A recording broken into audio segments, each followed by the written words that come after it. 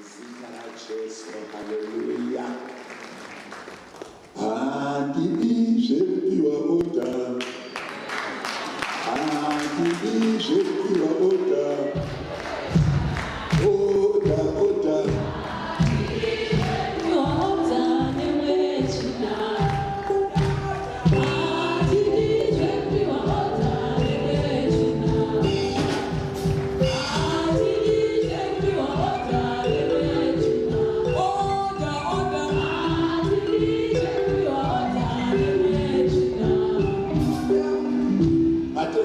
Somwe isati ndaparidza chibofunga area yaunoti this one is a limitation. Pane chikona chandakavharirwa chandiri kupiwa order nemweya wechina. Vanhu vazhinji vanoimba song iyi kuti vatambe, but nhasi tikuimbe kuti ubude. Amen, amen. Ndaizvifunga ndikati pamwe pacho unogona kukura usina mari yekutenga shuga, muchiisirwa shuga mulid namari yetipo tovhara. Vane mari yacho wobva wanzwa neshuga uchadisiti shuga yacho. Kurova kupiwa oda nemweya wechina, wobva vati fambe fambe, uruda kudya but chekudya hachipo. Mari yakabatwa nemadhimoni, appetite iripo but une nzara. Why? Uri kupiwa oda nemweya wechina. Une murume but anokurova, uri kutopiwa oda nemweya wechina. Uri kutonyorwa vakakugona kupfeka juice but vanotengesa majuice vari kuti uyai mutenge. Pane pamwe paunofanira kugozorarama the songs that you sing. Murukutaimira rega kumaimba kuti ufare, aimbe kuti umararame. Ndakandichiverenga muna Ephesians pakakuchinzi you are now partakers in the kingdom. Unogona kuva nekutenda kwekuti unotenda but usingararami kutenda. Ndakaona mwana wangu kuyutubu akanyora akati why is the world prospering? Vatendi vachitambudzika ndikati I don't see it. Me, I'm not suffering. Ina ndikutambudzika. Nomari pamabonofana woramba kupiwa oda nemweya wechina. Kumba kwako so imbotanga uko achiimba song iyayi. Kunyangwe uchifara imbotaurira zvinhu zvisiri panzvimbo kuti zvidzokere panzvimbo. Kuti ndaneta kupiwa oda nemweya wechina. Ndakuda kungozviraramira inini. Munhu anotanga kuomerwa ikava. Do you know that the weapon that we have to the next level is faith? When you believe, things start to work. But in the order, chibotarisa upenyu wako uona kuti pasina umira kushende papo. Wobva wapa ndopaone mochimba wakatarisana namwe ipapo. 100, 1, 2, 3, go. Order, order.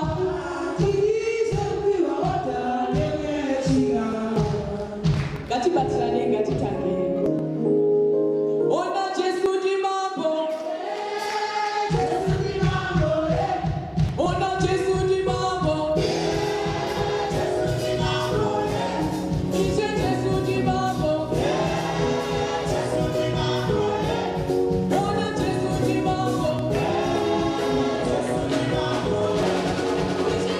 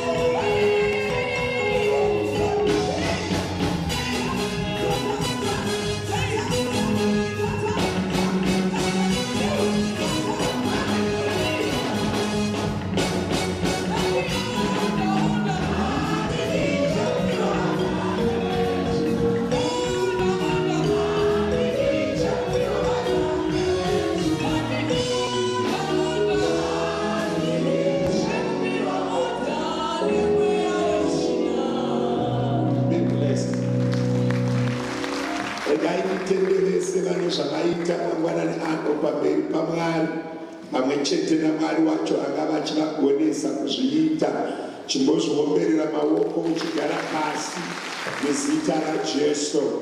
Haleluya, haleluya.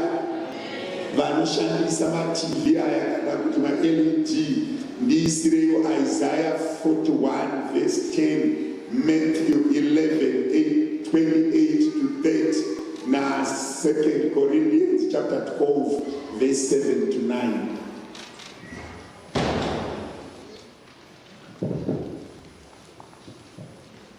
All protocols observed. So do not fear, for I am with you. Do not be dismayed, for I am your God. I will strengthen you and help you. I will uphold you with my righteous right hand. Kana Bible rako richimakika ita I am with you. Obawaisa fear in brackets. And to the Shona version. And I pass and to the next one, Matthew 11:28. Come to me, all you who are weary and burdened, and I will give you rest.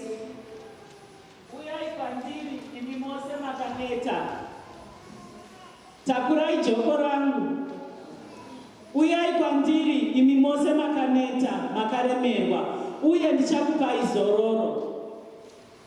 Takurai joko rangu, mudzidze kwandiri, nekuti ndiri munyoro, uye ndine mwoyo unozvidinipisa, uye muchawana zororo remweya yenyu. Nokuti joko rangu hariremi, uye mutoro wangu wakareruka.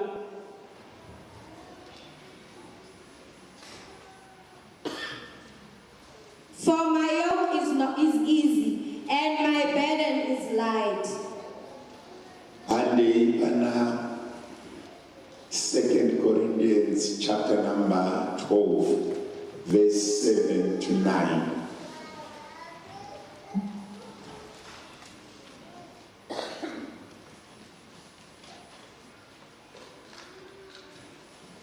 Second Corinthians chapter number 12, verse 7 to 9. All because of these surpassingly great revelations. Therefore, in order to keep me from becoming conceited, I was given a thorn in my flesh, a messenger of Satan to torment me. 3 times I pleaded with the Lord to take it away from me. But he said to me, my grace is sufficient for you, for my power is made perfect in weakness. Therefore, I will boast all the more gladly about my weaknesses, so that Christ's power may rest on me.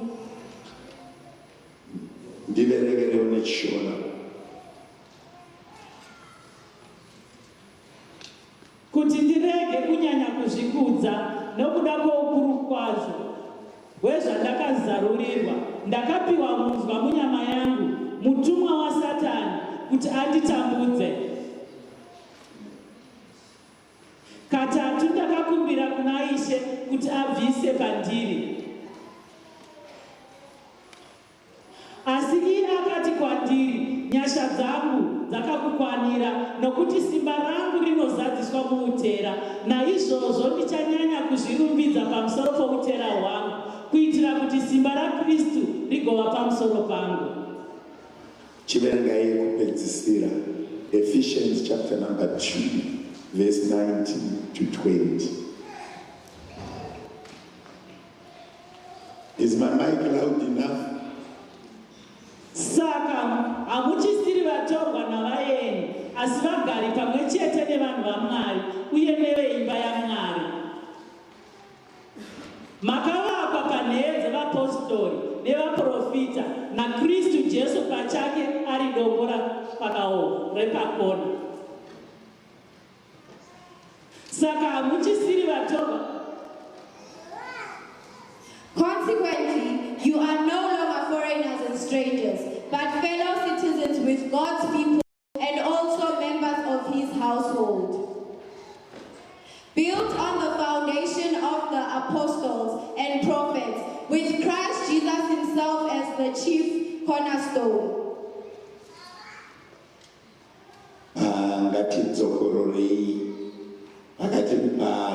Verse 20 only.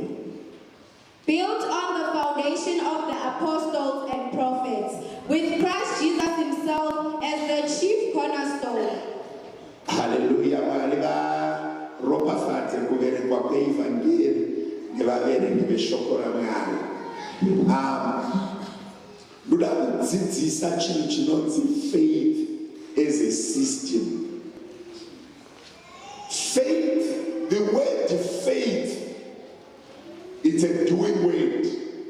Because when we say faith, or when we say someone is having, when we say someone is faithful, munhu ari kuparticipate to a set of principles.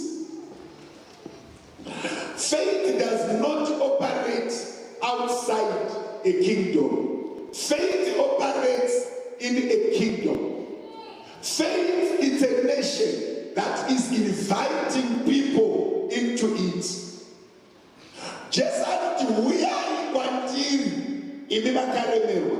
Isaiah arikuti, for I am with you. Kuti faith operates only when he is with you.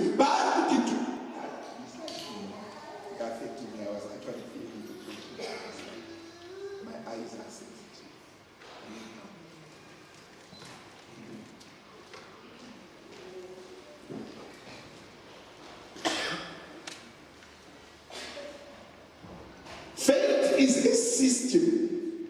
Just like in Isaiah, do not fear, for I am with you. The problem that faith has is you may know about it, you may hear about it, you may have understanding about it, but as long as you are not in the kingdom, faith does not work. It only works to people who are within its system. The practicing of faith is done successfully when you are within the system. But in Isaiah, do not be dismayed or do not fear, for I am with you. The issue is not about the quantity of fear or what is frightening you, but is he there? Scenario inechekuita nefaith, unogona kunzwisisa kuti ndidzirwe ndinoda moto, unogona kunzwisisa kuti ndogona kufutsa moto ndikagara pamberi pemoto ndikadzirwa. But kana uri mumvura, fire does not light in water. You need to come out of water, then you go to the fire. As long as you are in the water, in a pool of water, and you want heat from the fire, that does not apply.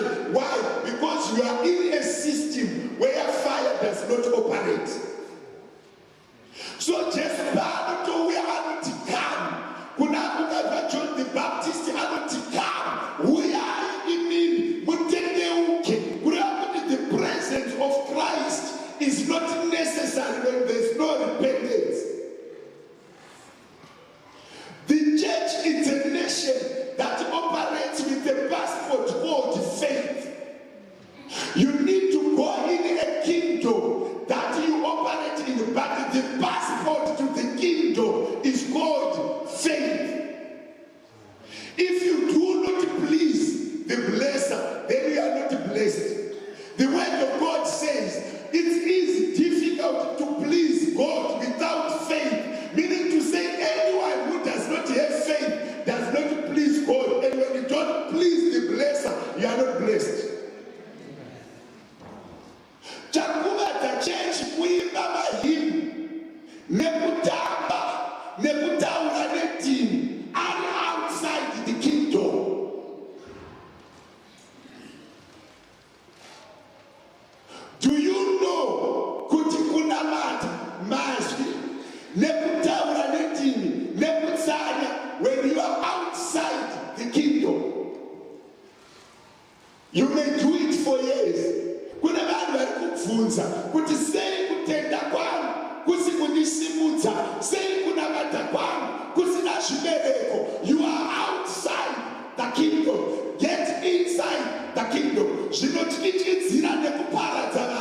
azvikuzezi kana Mwari vasipo.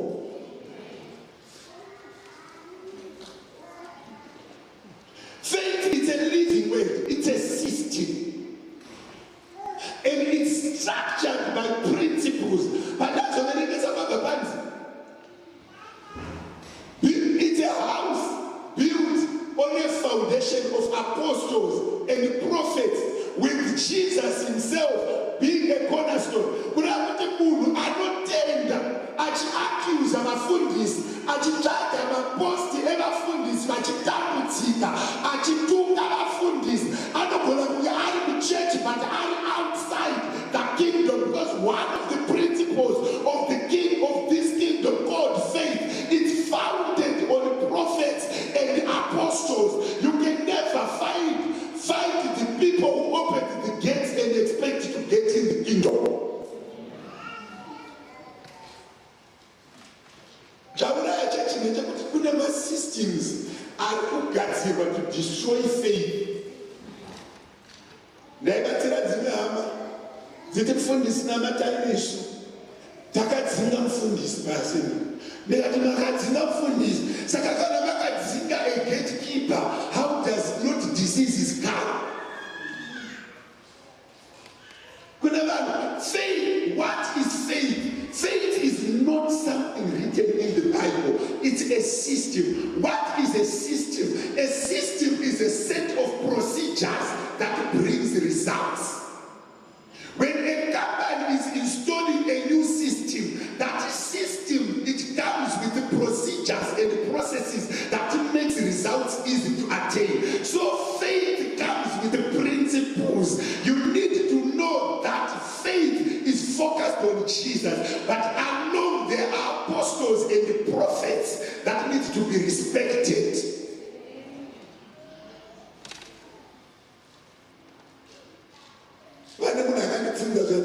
What is the structure of faith? Because the structure of faith, when your faith does not apply on your money, and your faith does not apply on your children, then you are not a Christian. Shokorama rinoti moyo wemunhu uri papfuma yake, ende moyo wemunhu uri pazvinhu tu, pamari yake nepavana vake. Ukabata zvinhu tu, wabata moyo wemunhu. Hakuna munhu asiri attached pavana nepamari yake. Zvinhu tu zviri sensitive kuvanhu. Moyo wemunhu wakabatirira panyika yevapenyu, kuvana nekumari. Munhu haazvitendi, haazive life yaanorarama. Take your hours that you are up. Tora ma-hours awakamuka, whether it's 16 or 12, dzaunenge wakamuka. You tell me that those 16 hours that you are up, or 14 hours that you are up, they are 99.9 occupied nation too. Kuchaga mari nevana. Nevayuti vanoti hatina vana, vamuri kutsvaga vasikana nevakomana, you are in the process of attaining children.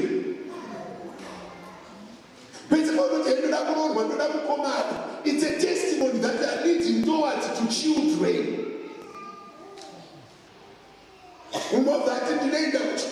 Kuchikoro is a system that is designed to equip you to generate money.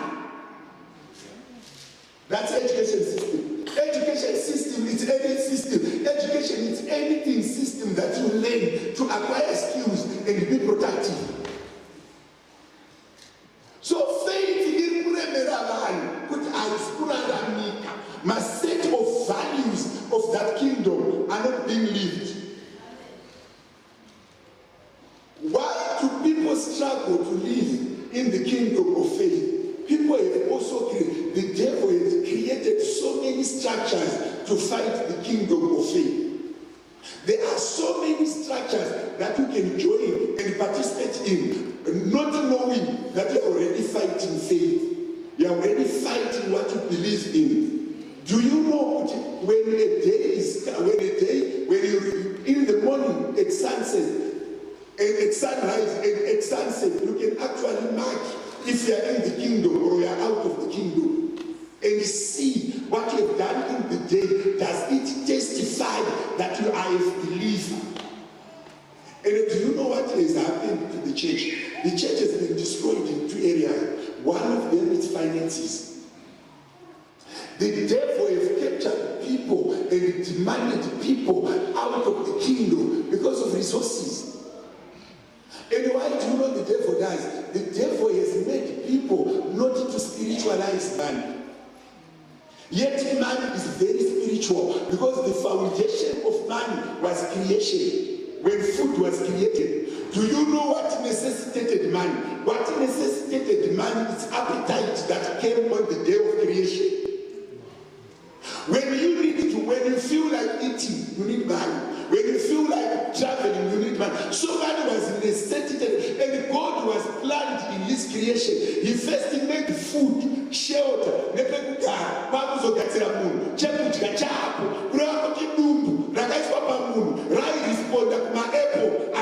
of eating.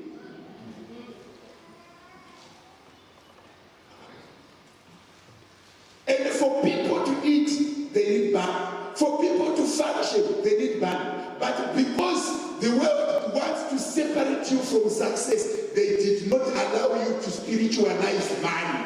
That's why when we came to money, you have to have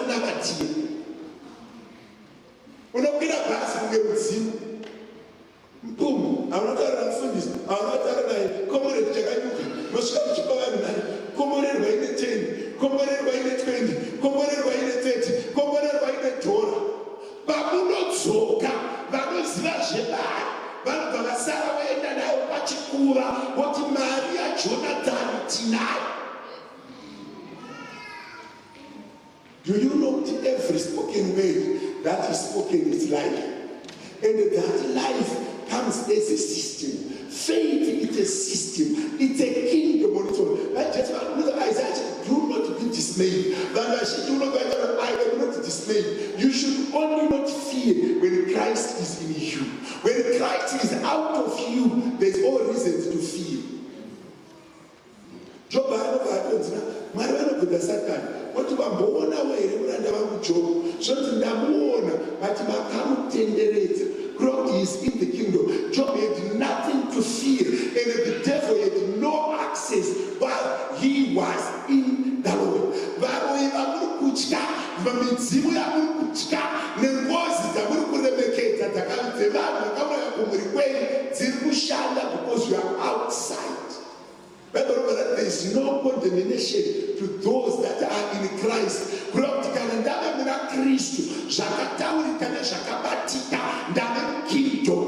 is the purpose of a kingdom? A kingdom is a set of an authority that rules. But when you are outside the kingdom, you are not protected. You can only be protected when you are a participant of a kingdom. Faith. When the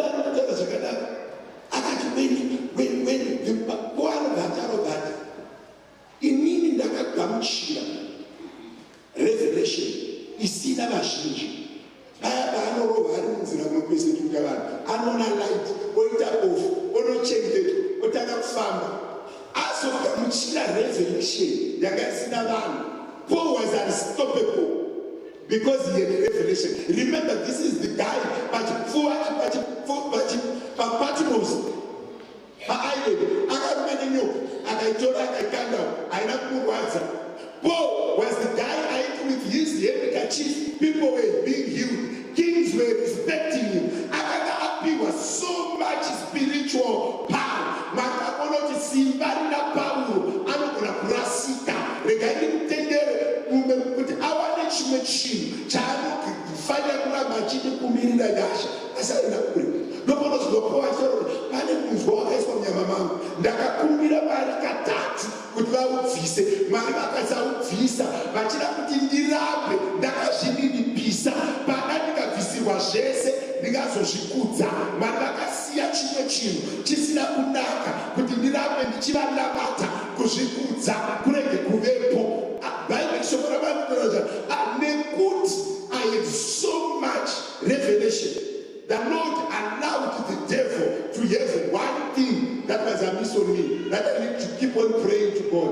Mwari vakati, remember, kana ndakubvisira chinhu ichi ndakusunungura nyasha hatichadzivi, but nekuda kwekuti pane nyasha dzaunofanira kuramba uchikumbira, ndasiya this limitation iri pauri kuti nyasha uone chikonzero chekugara mukingdom, uone chikonzero chekuramba uchitenda Paulo. Munzwa uyu handiubvisi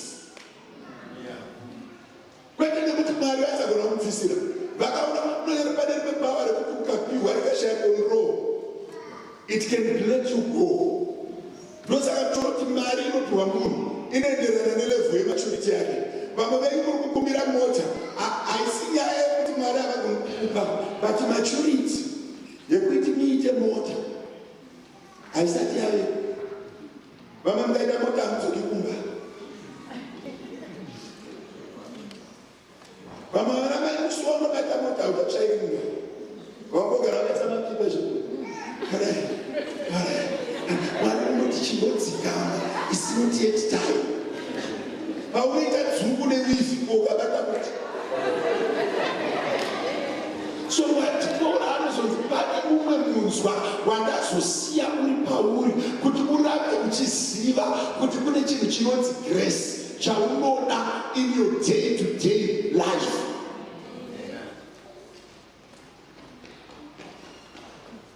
Imbomagena dzungura winaro uri 2000 wangau kuikaita 2 million. Vanhu vakaposhitengera mombe makabichi vana vehama dzavo vasina rufu.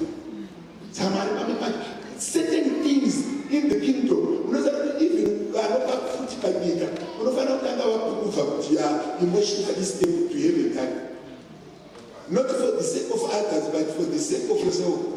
Ukavatsama unovamatsi saka Mwari vanogona akaita futi anofa akasiya vana vari vana kwetoti auraiwa akazviuraya. Saka pane rimwe dzungu rinokondorwa muevery kingdom of principles. Vamwe vanhu vasati vakomborekwa ilevel yekuti hausati wakuzvinzwisisa.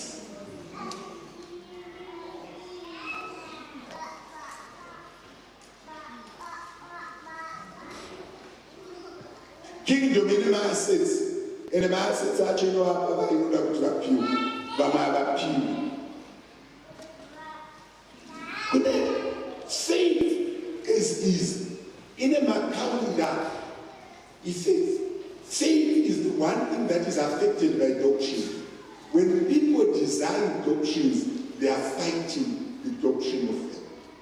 And within faith, so many interpretations have been done. Do you know that people reason to the extent of abusing themselves?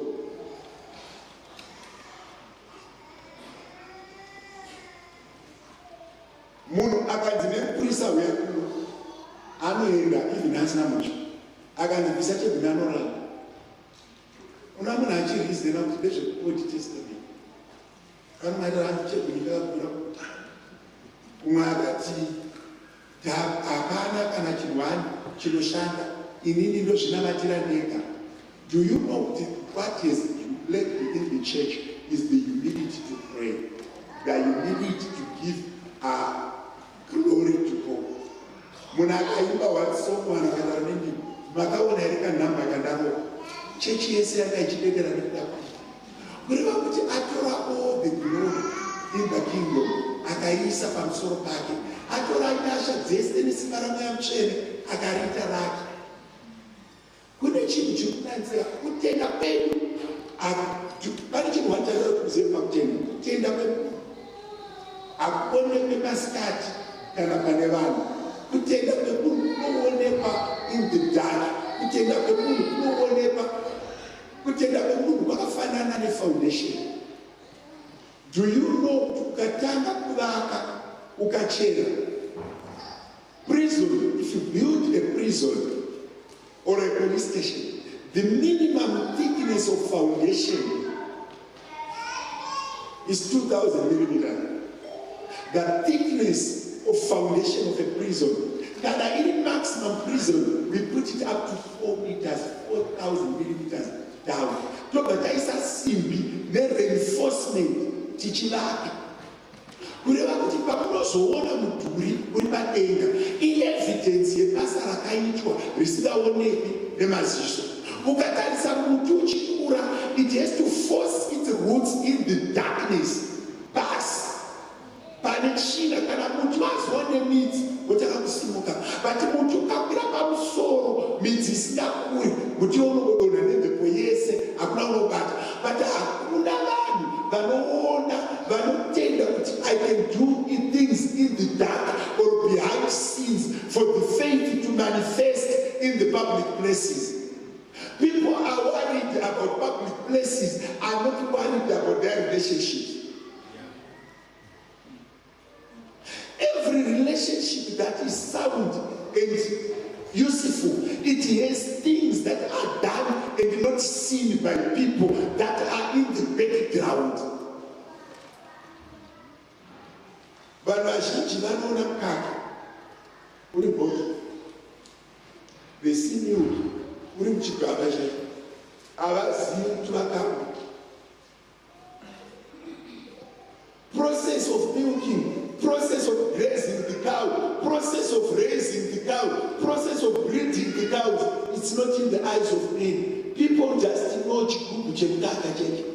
Ndo chakanaka kutenda kwako kukatangira pachigubhu chemukaka kunoora very easy.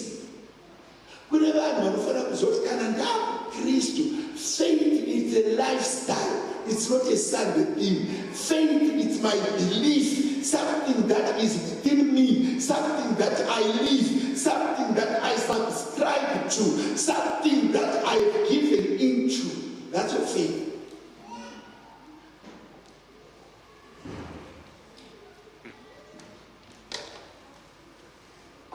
Takaisa matimu wana mari kushikamana nopafadza tikaisa hashtag suku iwe life yako haisati yakubva kana inchi, asi t-shirt yekuti hashtag suku unopfeka kushikamana nopafadza uri unopfeka nesongo yako nokutorwa hashtag sunungu uchiimba pakati pevanhu uchiomera maoko kudarika vamwe vese, but it's not in the soul, it's in the background, the lifestyle. Uri wega unofungei, uri wega unotarisa kupi, uri wega unorizena sei, uri wega what do you expect? Ane wana munhu akadaira vafundisi, ndoda kuti kungoti mashoko mashomani zvatese zvanzi mufundisi unoziva kuti vanhu vanokumuka vakakupandukirai. Ndikati muchirevei zvikati isai nzira dzekuti vanhu varege kupandukirai. Ndikati kana zvavakandipandukira chii chinoitika kana vanhu vakandipandukira, what are you protecting me from? Zvikanzi munofuma musisina mota mufundisi mukafamba netsoka. Ndikati but when I came to earth I did not come. When I knew this Jesus I didn't need a pair of shoes. Vanhu takamunamata takatota takandaiva nemvura tafamba 12 kilometers. Inini kutenga kwako hakugoni kubatirira pamotikari, kunofanira kubatirira panga akatisimudza akatiranga ndachisina zita akatiziva tisati ndazikanwa nevanhu. Motikari umainasi motikari, it's not important. Remember, you can steal the car, you can't steal the grace. You can steal the things that are seen. Vanhu vanogona kupanduka, but mweya mutsvene kana akakukomberedza haugoni kuparadzwa nekuda kwepfungwa dzevanhu nekuti hauna kudyarwa nevanhu. Chakaberekwa nemweya chinoparadzwa nemweya, chakabva kuna vanhu chinochengetwa navanhu. Regai kutya vanhu, tendai pane akakunana. Kana vamuna Kristu, rega kunyanya kukoshesa pfungwa dzevanhu. Kune vanhu vekuti anovarayirwa kukanganwa kuziva kuti what is important is not what the eye can see, but what is important is what is written on the heart. Mwari vari kuti kudii pamusoro pekurarama pemunhu. Nyika yataura, vanhu vataura, vanhu vaita makomenti pamusoro peugere hwako. Handei pakacherwa munhu, tinoona kuti akadyara ipapo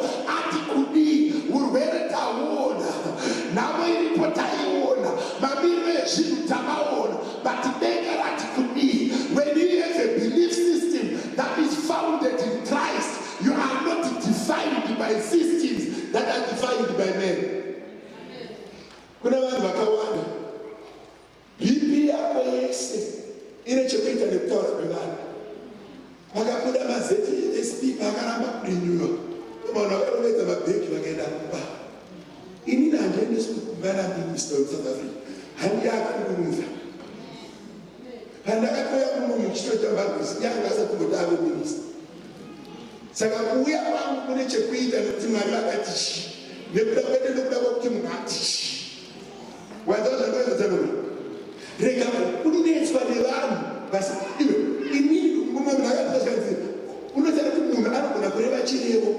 Bhaibheri shoko ramanogara nditaura zvakanaka rikati mambo akapa chirevo akati ndadyara chiguru ichi kana ndaridza bhero munhu wese ngaanamati. Meshaki, Daniel naAbednego vaive nesystem yefaith yaiti our God is one, the God of Israel is one. Vakanga vairarama muBhabhironi vaine kingdom yedenga mavari, vairarama muBhabhironi vaine system yechiJuu mavari, vairarama muBhabhironi vachichengetwa naMwari vaIsraeri. Saka zvataurwa namambo weBhabhironi hazvinei naDaniel, Meshaki naAbednego. Mwari ari mavari ndiMwari vaIsraeri, kwete Mwari weBhabhironi. Ive system dzepanyika dzine tsika yekuteerera denga.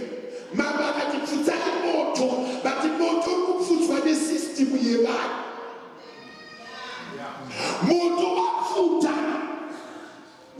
Unoziva kuti kana uchirarama in the kingdom of faith, masystems evanhu nemaprotocols evanhu, they are suspended in the corridors of the spirit. Tapinda mucorridor yekutenga uye tine corridor yeBhabhironi. Pana mambo anoonekwa apachirevo, kwozoita mambo asina kuonekwa anogara pamoyo. Mambo anoonekwa nemaziso ati batai munhu. Mambo anoone asana akanyorwa pamoyo ari kuti munhu siyanai naye. But havana kuramba kubatwa, vakabatwa vakakandwa mumoto, but moto vakazoteerera akausika. Waipfuta moto wasina musika wavakabereka uchipisa kare. Mama achibereka moto waive kuno. Kwakukaenda Daniel, Meshaki naAbednego muchoto. System yevanhu iri kutipiswa. Yamari iri kuti wait upon to those who wait upon the Lord shall never be ashamed. There is no condemnation to those that are in Christ.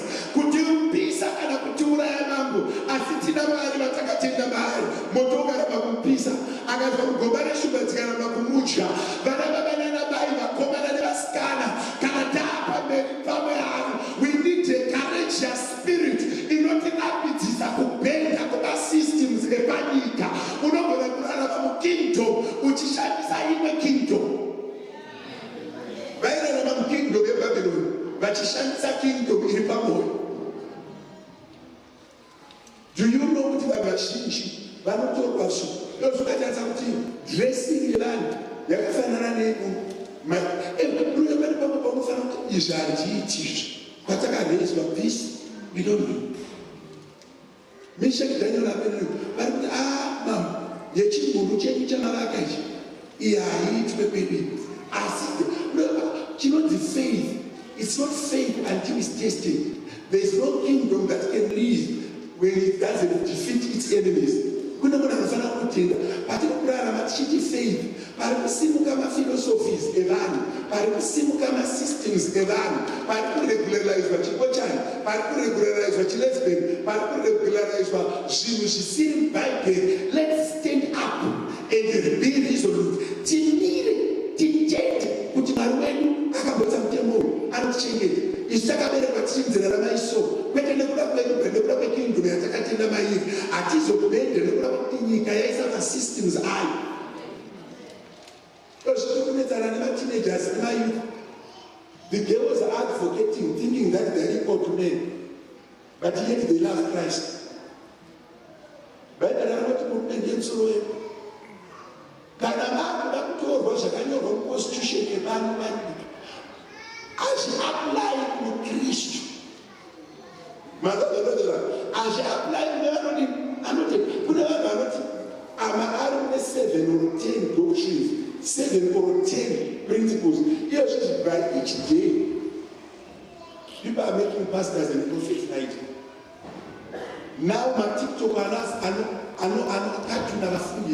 they are everywhere. There's woman who have a prayer. She have a youth like a midnight. Bandaka score. Naga water state. Chona manano pinapana. Agasachi advent. Cheputi. Bible patrick pastor waija food chicken. We want to say chichasu. The current pastors. Those who do the go. Ndakati mari ndibatsire university namato yes we are going to one. Remember, when you incite a pastor in social media, you're actually insulting your pastor. Can I repeat this? And the devil will be happy when pastors are attacked. Because anyone who attacks a pastor is a partner in the devil's kingdom. And I'm 100% assured. There's no pastor like that. I've seen pastors serving. My pastors, most pastors, they live in poverty for the kingdom and for the sake of the kingdom. For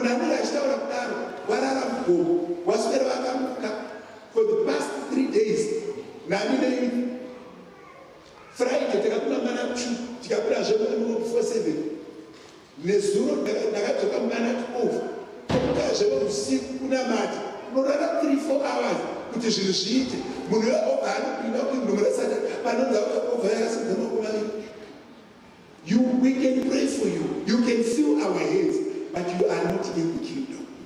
Those prayers are void and now. For you to stay in the kingdom, you need to fast.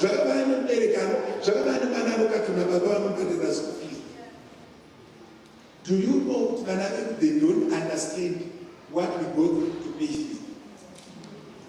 They don't understand. In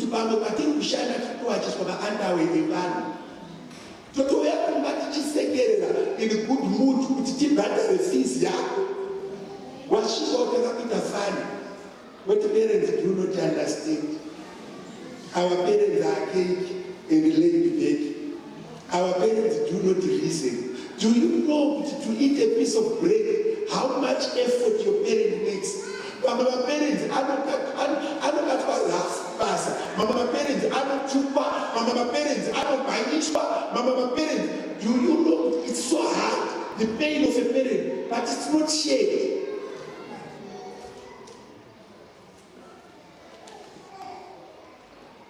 Most parents now we are going in winter. They buy winter clothes for the children. That's not that. Most fathers will make 2 or 3 pairs of shoes or one. You have to change for the sake of children. What about that? It is finished. But in a kingdom that you only need faith to break protocols. You only need faith to jump obstacles. That faith came through pain. It's so painful. And why I started to Zimbabwe, which is what when you get there, they appreciate what they've done for the sake of the kingdom. But can I see that? You feel the pain. Let it value the kingdom of faith. Let it value our salvation. We just came out of Easter.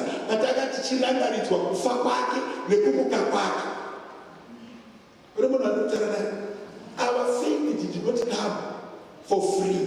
Our faith came through pain.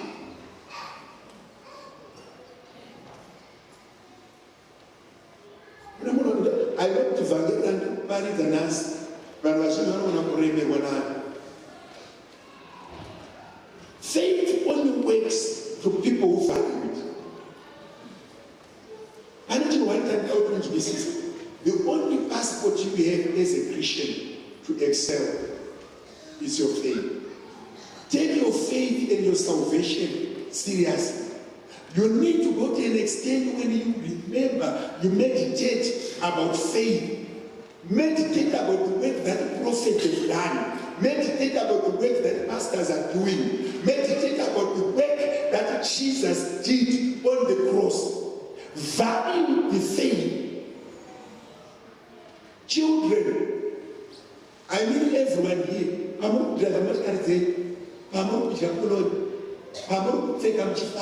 Did you ever appreciate what your parents did to us?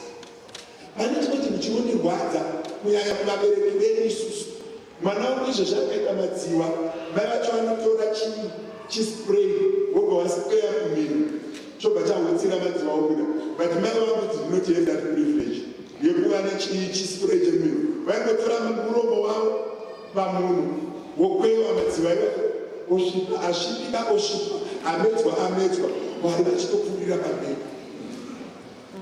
Kana mwana aine flu yotoendawo futi pavari yogaenda vane kuokwewa madziwa. Saka muna June vaigona kukwewa madziwa ezvivana 5 or 6 vachitora flu dzese idzi. Kwakanga kusina bamba nekuti munobvisa vakaita kuti mobva vadaidi vaipama kuenda mukandao vainatsotora vokutira chibvia voenda mumvura unenge kupesha vachibvisa voriyanikaftina mukenda. That's how your mother raised you. Whether alive or dead, those people need to be respected. They need to be remembered. They need to be valued. Let's not forget to live by the principles of honoring our parents and to start to comment things that are not there. Vana baba vedu vamwe vashanda mumigodi, vamwe vashanda kumaprize, vamwe vaifamba nemabhasikoro, vamwe vaipfeka. They did a lot to do. Do you know when you have faith, you respect your parents? When you have faith, you respect the works of Calvary. When you have faith, you respect pastors. When you have faith, you respect the prophets. When you have Isusu as AFA Brotherhood, we are actually supposed to even believe and thank the people who built this church. We bought it, but someone built it. Those were the fathers of faith, but that structures are. And we should be custodian to worship it during our generation. And it's such a we must learn to appreciate, to live by the principles. What am I saying to you this morning? When you need to live in the kingdom of faith, value your parents.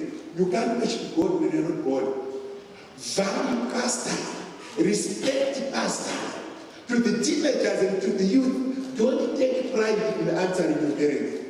You don't know how painful labor is. The other guy back at sort of 4. You die to that. I don't check out that. I don't check out HP. I don't check out that. I don't check out H4. What about 2 more? What do I? Why should I do that? Don't you have your head? Did you ever thought of that being?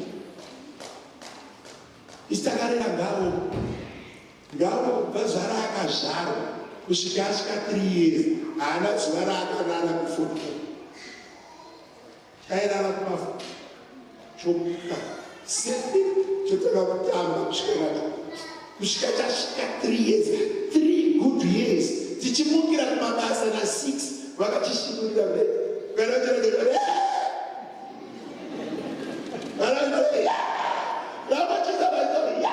Maikuedza kunyawaira kuedza kuchisa kukodberi muona mugati munotarisana somukagarisana mukabanana majuti kuti nasi juti rako iyo mangwana ejuti muchirera munhu akunobva ataka kutenda mudoctrine rinoti parents it's my right, it's my right to be born.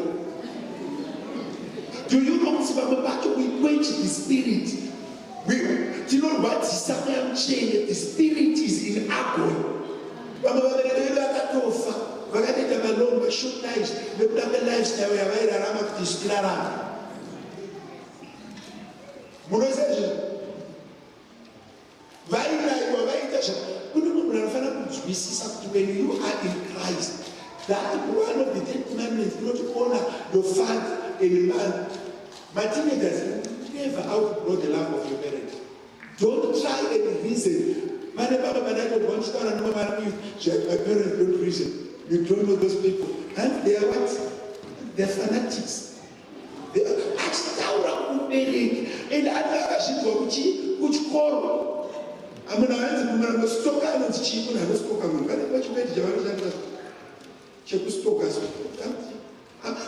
iwe uri kuti pastor, you don't just understand. Ani akapfeka bhutsi yakanaka, akapfeka jini rakanaka, achidya siriyo, haasati ambobaiwa nemunzwa, haasati amboswera kumombe, haadi sadza, anodya machips, but they don't value the sacrifice. What is being in Christ? Being in Christ is not in us singing, it is us respecting set of principles. Baba vedu muri pano matokura guvera baba vako kana ramai vako pasama pakutomera uswa vati manzwa nekutenga bhutsu, manzwa nekutenga mawivi, manzwa nekutenga unotengawo hako netumbustone, unotenga nombore 300 250 unoisa paguva iroro. Thank you mama, here I am. Thank you daddy, here I am. There is a blessing in understanding a spiritual parent and a biological parent. And the world is fighting that. Can I read this? There are so many doctrines that have destroyed the kingdom of faith by bringing up my principles that are not founded on.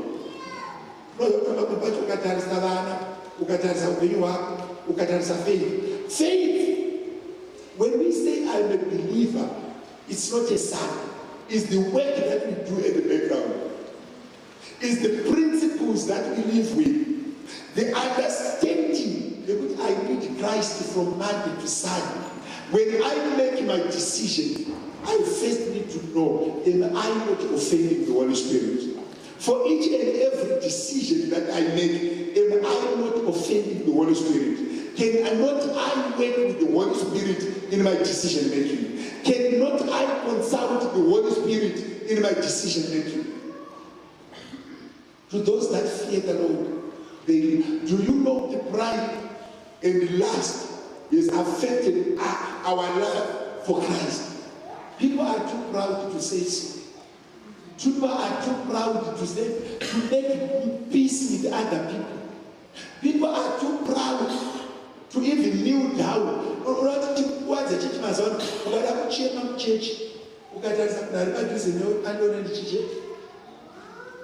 The spirit is good. People want to join groups. You see 6 ladies dancing in the street, parking the car.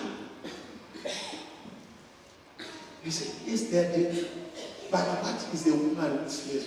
What does a woman with fears? Do you know the problem of the church now is we have the kingdom of the devil and we have the kingdom of God. And there's nothing that separates these two things in our hearts besides coming to church on Sunday. People are not scared to offend the Holy Spirit. When we live our lives to Christ, Monday, when we don't have a problem, we don't call Him. When we don't have challenges, we don't call Him. When we are not sick, we don't value the Holy Spirit. We want to value the Holy Spirit when it's really tough, when it's really bad, when we have tried all other things and they failed. We want to pray. Those are the broken-hearted, the destroyed. They were not destroyed because they didn't know Christ. They knew Him, they ignored Him. They want to come when they're damaged. They want to come and settle when things are bad.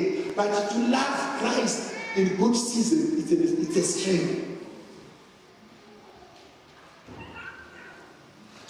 But chingwani chakatsinza munamanga waunoita nhasi unogona kupindurwa nhasi kana kupindurwa after 2 years. Munamanga waunoita nhasi unogona kupindurwa nhasi kana kupindurwa after 2 years. ndakanamata Mwari zvekurevesa from 1997 kusvika gore ra2008 Mwari havana kuchinjwa. Ndaida Mwari zvekuenda kumagrounds kunotsvaira chechi, kucleana maplayer toilets, but kubva 1997 kusvika 2008 I felt kuti Mwari havana kuchinjwa. Whatever I was asking, it was just the same. Vanhu vaisatya Mwari vakabudirira A-level. Iswama, we did not do what we wanted. Vanhu vaisatya Mwari vakatanga kudriva tisina motikari. Vanhu vaisatya Mwari vakatanga kuwana ma-attachment tisina, uchinamata, uchifamba, uchibvunza kuti God, are you there in heaven? Do you hear prayers? Do you really exist? But pamwe unozwa kuti apa handina kubuda ndega. Pane mumwe munamato wakandichengeta kubva kare. Rega kuora mwoyo uchinamata. Munamata hauoni, denga harikangani, denga hariite mistake, denga haribarairwe, denga harinonoki. When the season is right, every prayer that you have made before him shall surface, and the enemy shall be ashamed to those that are in Christ. They shall never be destroyed. Uchinamata Mwari, so pane tumwe tunhu tunosimuka kuti kana uine kutenda unokweshena your faith kuti Mwari, do you hear me? Are you there? But I want to tell you this as a servant of God. I've walked the journey. I've said it before to you. I can repeat it again to you. Kuti ndakaziva kutambudzika, ndakaziva kurara nenzara, ndikaziva kushora, but munamato unenguva yaunobudikira. Denga harirare hope. Rega ndikuudze mudikani, ukatendeka pamberi paMwari, ukakoshesa kingdom yaMwari, ukakoshesa zvaMwari, mubayiro wako uriko. Kwete wakudenga unowana panyika. Mwari havawarairwe zvekukutendera kuenda kudenga usati waona kutendeka kwaMwari. Iye anotaura kuti wait and see. To those that wait upon the Lord, their strength shall be renewed like an eagle. Every time that you've given, every offering that you've given, every all night that you've spent opening your eyes praying, and every church service that you've done in Christ, it shall be rewarded. You should just know you are in the kingdom. Don't do it outside the kingdom. Do it in the kingdom. There is no better than anogona kusiya vanhu vasina kuramba vachiita sevari kubudirira, ogovasiya sevari kuitirwa zvakanaka. But kana nguva yaMwari yakwana, it's there for everyone to see what God does best.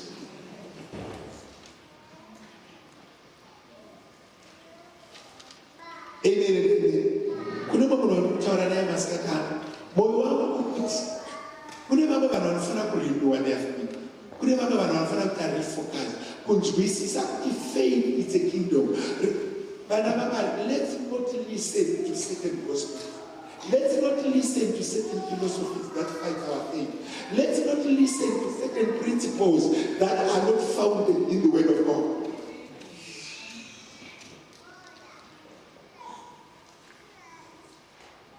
Vanhu vazhinji vane nguva yavanoremerwa kusvika pakukanganwa kuti kudenga kuna Mwari. Votanga kufamba nemafambiro ari kuitwa musizoni yavanhu nemunyika yavanhu. Bible inotaura, now therefore you are no more strangers and foreigners, but fellow citizens with the saints and of the household of God, and are built upon the foundation of apostles and prophets, Jesus Christ himself being the chief cornerstone, in whom all the building fitly framed together groweth unto the holy temple in the Lord. Vakristu ngativhariwe kutenga kwedu. Zvisinei nekuti zvinhu zvakaoma sei. When we do our decisions, let's reference to Christ. When we do our movement, let's reference to Christ. Your marriage, reference it to Christ. Your children, reference it to Christ. Your job, reference it to Christ. Your health, reference it to Christ. You are not a stranger. in the kingdom. You are a citizen in the kingdom. But the passport to stay in the kingdom is to believe that it is possible. Do you want anything? Ask. When you ask, believe it is possible. Verse 13. My love, Baba, what is Vagachaga Pawan, Mufundis, Nansona, that's in Papa. Now, all that make it Garai up. Zwan Satranura, they will reverse. What she said, she might have Papa. But Raka reverse for why? Raka Shana principles at our Paita an apostle or a prophet, but the Paita cornerstone in our Batimo in our Thomasim, I'm just a servant. The one that a servant is spoken. Jonathan and Bamba, when a servant says, open the gate, the owner opened the gate. But if you are a stranger, you ask for the gate to be open. When the pastor servant, I approve you, you don't get him. But now, let's come out of this world and the habits of this world. Let's not attack pastor.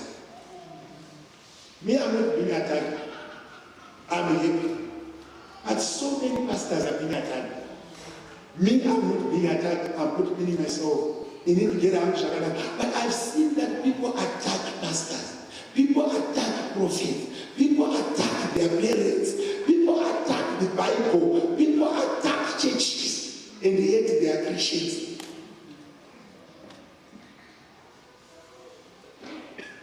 I beseech you. I ask you, don't make fun of the pastor. Not me, I said the pastors. I said what? Pastors. Let's not make fun of pastors. Let's not rebuke and quench the Holy Spirit through our habits.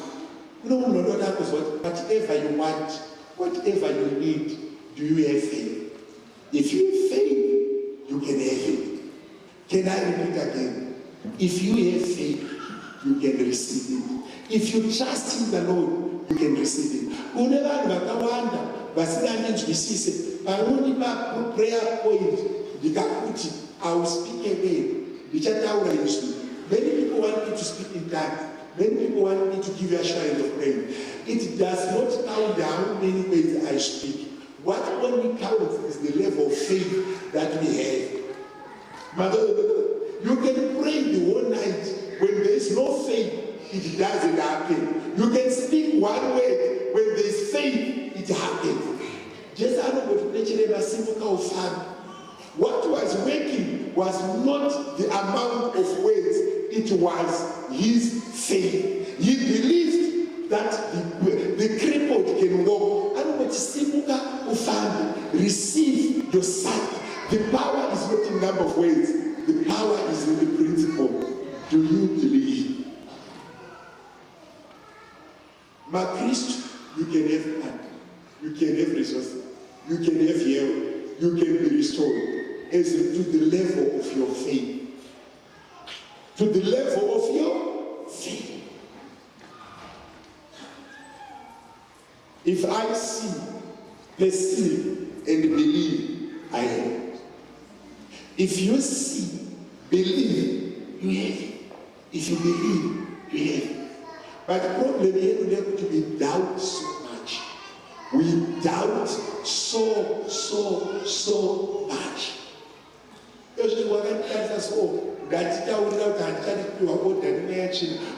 don't do church in doubt of, the salary that you want to earn, you take a paper, you take a pen, you write it down. The salary that you want to earn, you can take a paper and a pen and you write it. When you wear second write, but do you believe? The salary that you want to earn, do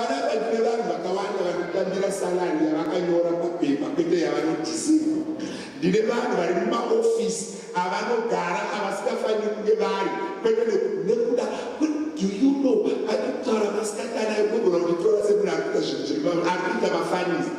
The salary you earn, you take a pen, you take a paper, you write it down. When you write it down, you communicate with him who has power and you receive that money. What you want, you put it down and you believe.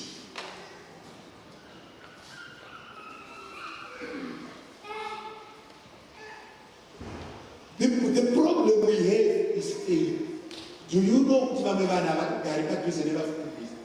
can I give you just being close to a bus? It's a medication. Hakuna antibiotic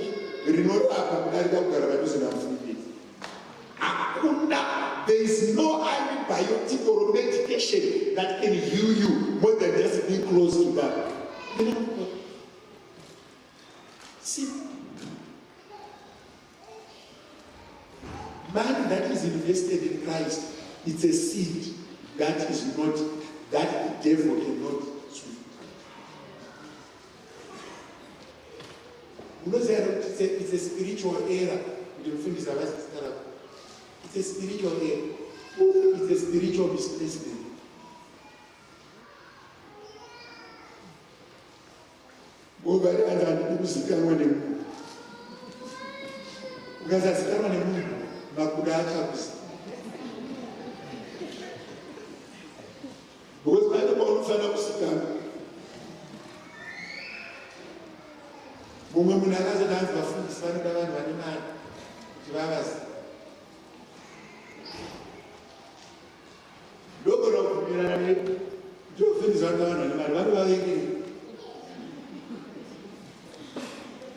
I want to ask, why should I hate you, Mariam? No more angry. Mariam, I don't know that. They must know what you know that. But in food is out of that, Mariam is correct. The British Shokoraman, the man. No angry. Food is all around Mariam. Master Jiriji, do you love with man very, very much? And Mariam, never watch or see a food or chicken. Can I watch or chicken can open a food? Because parents choose the way of small food is. I'm not going to buy my 50,000 and above. We are morning food is. Parents will say another corner food is. And I go, what food is? Mama Sukala Katuka. Munweza kumitwa kuinda kwa wafundisi kana wile chimenda nacho kuenda unacho kana usina unaenda usina saka mfundisi wanafanya bana bazo bafuti basina chi ezilongo achikodikika nokusikunda bale bale basikati ndiyo nabafundisi kozekera basina basikati ndiyo nachi nabafundisi kati mapana nanu loti botokera mapana nanu indofana vanhu vanogara nepembe Lord, Nyore Maria wakatambira gore. Kwete pamweni. Ngonyoro gore tikaona Maria akatupa kwedu. Ngamoda kuwana wapi? Pagore, gore re. Anosha mwatisebe. Sayora umani sikati. Nokuti musoro ya wenda kana. Ngonyora Maria akatambira kwedu. Pagore. Never sura ya wenda. Maria to Maria identify. Boyora Bumira Daya, another 1,000, and I got a friend, and I'm on YouTube. Lord will not faith no shana, but no she got December. I'm one of my testimony. You're a married no change. How will you marry nothing? Boyora Maria Mokavucha.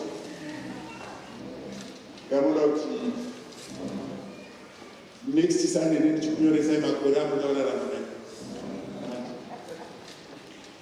You will have a chef, you should have a man. You will not see a man, I think I can't remember. You see a man. My baby. When you're a man, you will have that. Matilda does no share. Vakomana magitari, unoridza gitari ine nzara, kuriridza vanhu vachitamba nekuda kwako uine nzara, wakashurwa nenzara.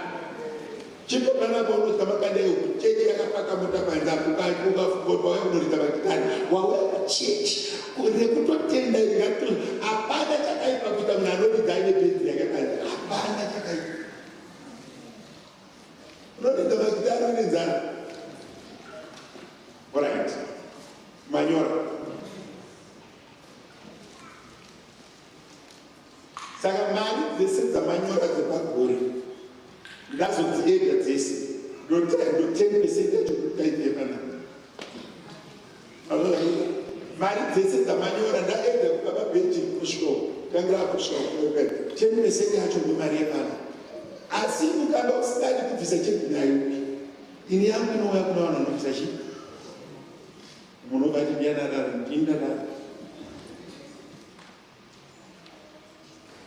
Alright. Ndoina matira mariyo. Awanda. As panuko matira mariyo, I will took us. Kumba penyu be a priest. You don't miss out pastors. Kanado mariyo penyu you don't insult. I didn't say me. I didn't say don't insult me. Don't insult chief pastors. Kumba penyu guide principle. Abuna zwara munodya kuchitara zvavafundisi. Kana mukazhinzwa varaidzi. Muna pastor ndivaka pamata dzivedza kwati zvavafundisi. Ndangandisipo pa learn not to say anything wrong about pastors. Principle number 1. Principle number 2. Never say anything negative about your parents, whether dead or alive. Kana vaine zvavakakona kana vaine zvavakatadza vakadi munhu anobva pari basa redu. Do you know the parents very good? Do you know what they are is because of them? Even tichifunga kuti vakatadza but zvavakatogona izvozvo ndozvatotisvika pano. I love you. Je peux réaliser.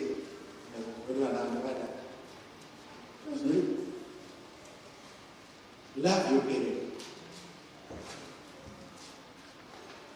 Teenagers, Sharon, do you love?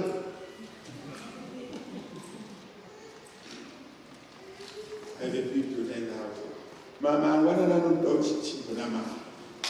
Vazhinji havatendi vhangeri. Fiki mumwe manje zvateka achakura arasa vakanga.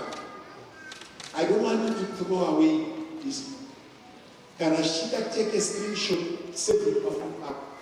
Ina ndinotaura vhangeri kana tapedza tikuti haleluya, amen, tokurudza rosazadziswa. I want it to be true.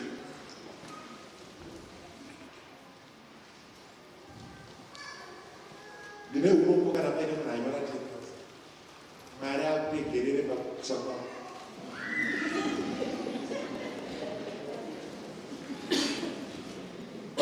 Kana paine munhu anonyora any amount less than 100 mari akuregerere pakukusa. Because kushandisa maziso enama hausi kushandisa emweya. Urikunyandedzana rega kushandisa kana paine anyora less than 100,000 please correct it before I pray. I take Mwari vakushanda saka pandinoshanda ndopiwa 2,000 times 9 it's what? It's 24,000. Saka Mwari taite 30. Do you know God can raise people using other means? God can raise you even without using man.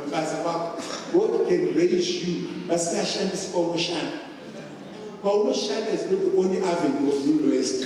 Can I tell you? There are so many ways of being blessed without even considering paunoshanda. God has so many ways of doing it. And the Karavakushi, he does it as a miracle. The principle of God is, I must have him with me.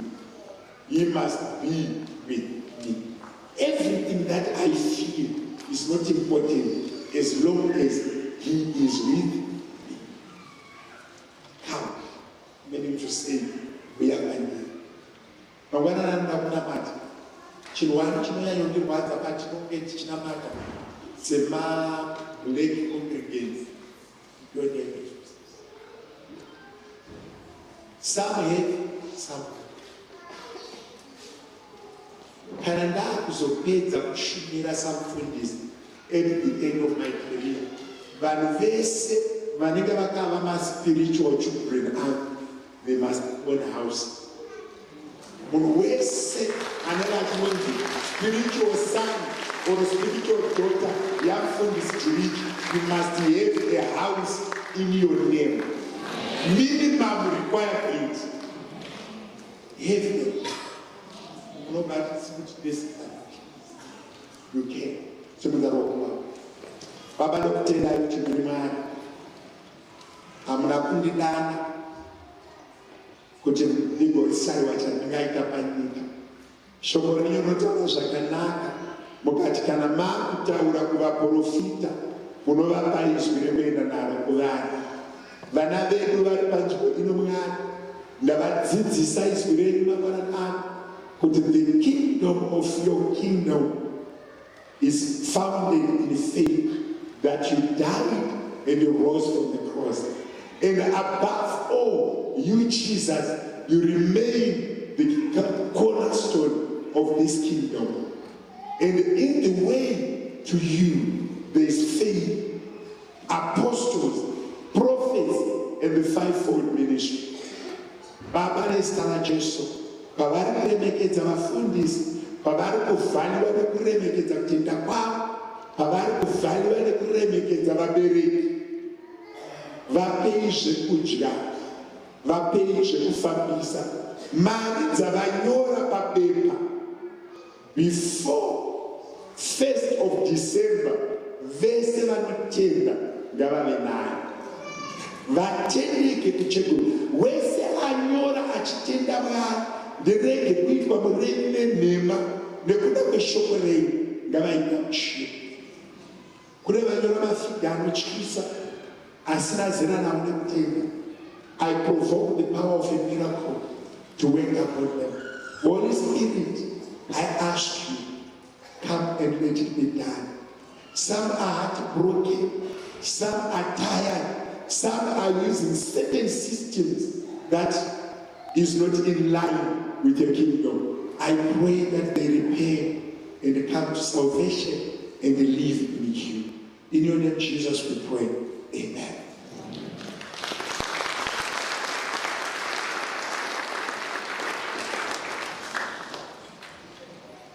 This week I'll find some time to pray. When I come back on Sunday, I'll be a little bit tired. But I want to come and pray for everyone. Muswe Sunday, when to church, make sure that you bring everything that burdens you. Go this week, go take a reflection. How is my life? What is it that I lack? What is it that I don't have? What is it that I want to achieve? To Sangana. To Sangana Bachi. Vanoma mapirits. Avanoma is a very sharp. No ways a wine or yanara. Those that are on chronic medication, asthma, BP, sugar, one, the medication. When you always are only checking it, and we pack, and then you can matira, Mungona. I will eat, I will bad. In the package, I didn't matira, you will not you don't know chronic medication. Are we good it? Are we back? Are we ready? We check it up. I still want to put it out to Tangira. I still find it from the back.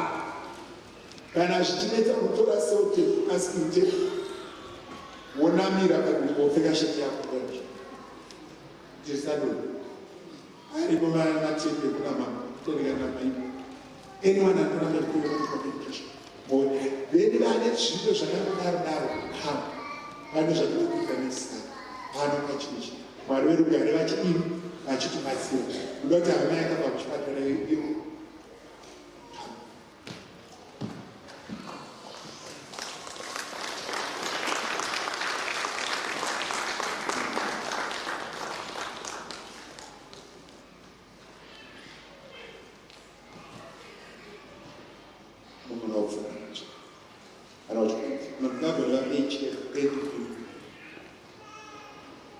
Baba vari kudenga nezita raJesu maita yenyu nekuvatendera baba no ndinokutendai neshoko rakataurwa nemurandakadzi pamusoro pavo rakavabvisa from bedridden but let him be completely healed. Basa ramakaita Mwari takariona, chipedzisai ramakatanga, simba rekurarama ngaridzosedzwe makare. Baba muzita raJesu, I decree kuti simba rekurarama ridzokeshe makare.